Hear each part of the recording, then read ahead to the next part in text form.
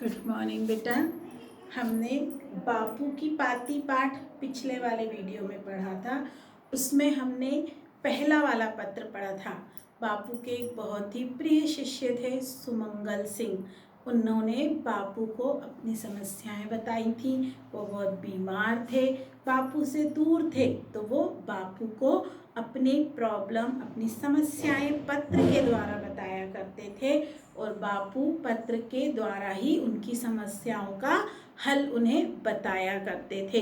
तो हमने इसके पहले वाले वीडियो में उनका पहला पत्र पढ़ा था, जिसमें उन्होंने सुमंगल जी को किस तरह से अपनी समस्याओं से जूझने के लिए शक्ति दी थी, कैसे उन्होंने समझाया था कि वो किस प्रकार से अपने खाने का, अपनी दिनचर्या का ध्यान रखें, जिसके कारण वो जल्दी से ठीक हो सकते हैं, जल्दी से वो वापस उनके पास आ सकते हैं।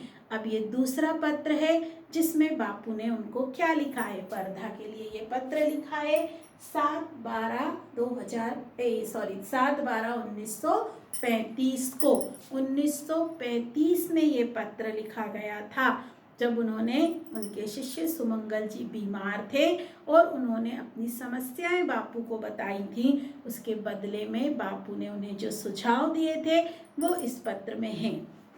क्या लिखा था बापू ने? प्रिय सुमंगल, प्रिय सुमंगल, क्योंकि वो उनके शिष्य थे इसलिए उन्होंने क्या लिखा था उसमें? प्रिय सुमंगल, तुम्हारा पत्र आया, मुझे तुम्हारा पत्र मिला है। तुमने मुझे पत्र के द्वारा बताया है कि तुम अपनी माता के पास चले गए हो, तुम अपनी माँ के पास हो। मुझे ये सुनकर बहुत खुशी हुई है। तुम्हारी शांति चिरस्थायी हो। तुम्हें अपनी माँ के पास रहने से जो शांति मिल रही है, जो सुख मिल रहा है, वो हमेशा के लिए हो। संयम शक्ति बढ़े तुम्हारे अंदर, तुमको हर चीज को सहन करने की शक्ति बढ़े। तुम अभी जो बीमार हो, चिड़चिड़ापन है, जो भी चीजें हैं तुम्हारे अंदर, भगवान तुम्हें उन सब के साथ लड़ने की हिम्मत दे। तुम्हारा स्वास्थ्य बहुत ही अच्छा हो। मैं चाहता हूँ कि तुम जल्दी से जल्दी अच्छे हो जाओ और बहुत ही स्वस्थ रहो, हमेशा के लिए तुम स्वस्थ हो जाओ। ट्राइन की in tune with the infinity बहुत अच्छी किताब है। गांधी जी ने ट्राइन नामक लेखक की एक किताब पढ़ी है और उन्होंने उनसे कहा है कि वो पुस्तक मैंने पढ़ी है, वो बहुत अच्छी किताब है, मैंने पढ़ ली थी, स्मरण है, अच्छी लगी थी। उन्होंने क्या कहा? क्यों कह रहे हैं वो ये बात? क्योंकि अभी सुमंगल जी बीमार हैं, इसलिए बापू ने क्या कह रहे हैं कि अभी तुम बीमार हो, घर में रहते हो, तुम्हें बोरियत लगती होगी, तो तुम इन किताबों को पढ़ो। तो उन्होंने एक ट्राइन लेखक जो है उनकी किताब के बारे में बताया है कि मैंने वो किताब पढ़ी थी, वो बहुत ही अच्छी किताब है, शिक्षाप्रद किताब है, तुम उस किताब को पढ़ो। अभी तुम्हारे पास टाइम है, तुम इन किताबों को अच्छे से पढ़ सकते हो। मैंने पढ़ी थी, मुझे अभी भी याद है और वो मुझे बहुत अच्छी लगी थी, इसीलिए मैं तुमसे भी उसे पढ़ने की बोल रहा हूँ। और रविंद्रनाथ की साधना अवश्य बार बार पढ़ने योग्य है। रविंद्रनाथ टैगोर भी बहुत अच्छे लेखक थे। बापू ने कहा है कि रविंद्रनाथ टैगोर की साधना नाम की जो पुस्तक है मैंने वो भी पढ़ी है, लेकिन वो इतनी अच्छी पुस्तक है कि उसे बार बार पढ़ने का मन होता है। उसमें बहुत सी ऐसी बातें हैं जिनसे हमें जीवन जीने की सीख मिलती है, जिससे हमें आगे बढ़ने की प्रेरणा मिलती है। वो पुस्तक मैंने भी कई बार पढ़ी है और मैं चाहता हूँ कि तुम भी उस पुस्तक को पढ़ो और समझो। जब तुम उसे एक बार पढ़ लोगे तो तुम्हारा मन उसे बार बार पढ़ने का जरूर होगा। एक बात याद रखना, पढ़ना अच्छी आदत है। गांधी जी क्या कह रहे हैं कि मैंने तुमसे कहा है कि तुम किताबें पढ़ो, तो मुझे पता है कि तुम किताबें पढ़ोगे और तुम जानते हो किताबें पढ़ना बहुत अच्छी बात है। हमें किताबें हमेशा पढ़ते रहना चाहिए। आजकल आप लोग किताबें नहीं पढ़ते हैं, कार्टून देखते हैं, टीवी देखते हैं, वीडियो गेम खेलते हैं, लेकिन पहले के समय में ये सब चीज़ें नहीं हुआ करती थी। तो हम लोग किताबों के द्वारा ही ज्ञान प्राप्त करते थे। गर्मी की जब छुट्टियां होती थी उस समय पे कार्टून की किताबें मिला करती थी, नंदन, चंपक ऐसी किताबें आती थी जिनमें बहुत अच्छी अच्छी कहानियाँ हुआ करती थी। उन्हें पढ़ने में बहुत मज़ा आता था। पूरी पुस्तक हम लोग एक एक दिन में पढ़ लिया करते थे।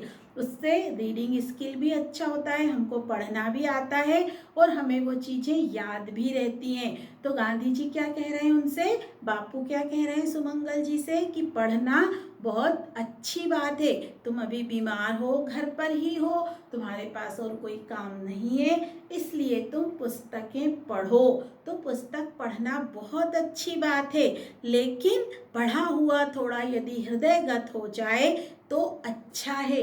लेकिन आप जो पढ़ रहे हो, जिन किताबों को आप पढ़ रहे हो, उसमें जो कुछ भी आपने पढ़ा है, यदि वो आप अपने अंदर उतार लो, हृदयगत हो जाए, यानी अपने अंदर उस चीज़ को यदि आप उतार लेते हो, उसको समझते हो, उसको फॉलो करते हो, तो ये सबसे अच्छी बात है। क्योंकि सिर्फ पढ़ना और भूल जाना वो कोई मतलब नहीं है। तुम जब इन किताबों को पढ़ोगे, इनमें तुम्हें बहुत सारी सीख मिलेंगी। उन सीख को यदि तुम अपने जीवन में उतारते हो और उन चीज़ों को लेकर अपने रास्ते पर चलते हो, आगे बढ़ते हो, तो तुम्हें जीवन में सफलता जरूर मिलेगी।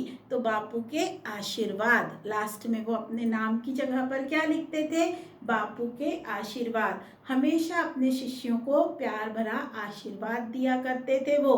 तो सुमंगल जी को उनके इन पत्रों से बहुत प्रेरणा मिलती थी।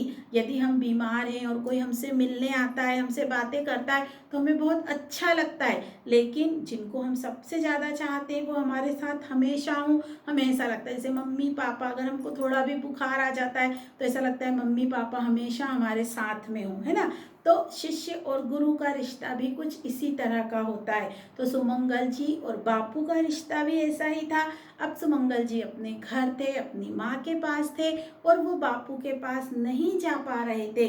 तो बापू उन्हें पत्र के द्वारा ये एहसास दिला रहे थे कि वो हमेशा उनके साथ हैं, उनके आसपास हैं। उन्हें बता रहे थे कि उन्हें किस तरह से रहना है। पहले वाले पत्र में उन्होंने बताया था कि तुम्हें टाइम पर खाना खाना है। मुझे पता है कि अभी तुम बीमार हो तो तुम्हें खाना अच्छा नहीं लगेगा, तुम्हें लगेगा कि मैं कुछ भी ना खाऊं, लेकिन ये गलत बात है। यदि आप बीमार हो तो खाना बहुत जरूरी है।